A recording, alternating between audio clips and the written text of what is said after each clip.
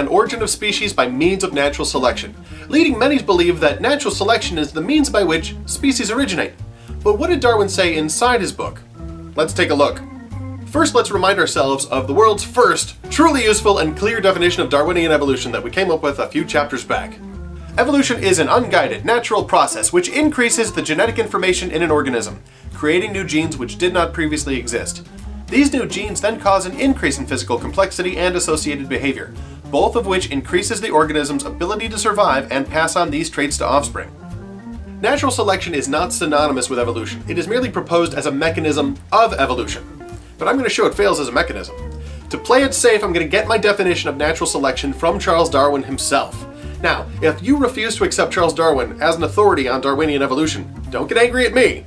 Just talk to your doctor about getting your prescription changed. And now, a reading from Origin of Species, Chuck D, Chapter 4, 6th edition.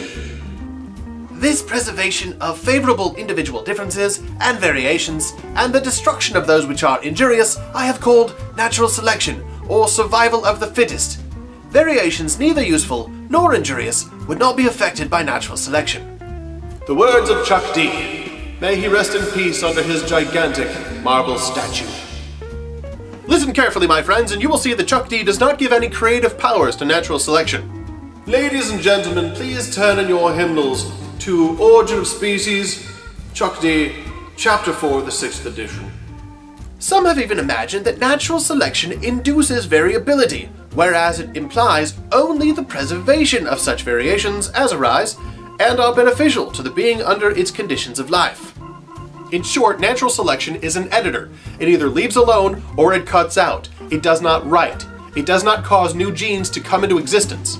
Chuck D imagines that variations arise somehow, but he makes very clear that natural selection is not that somehow.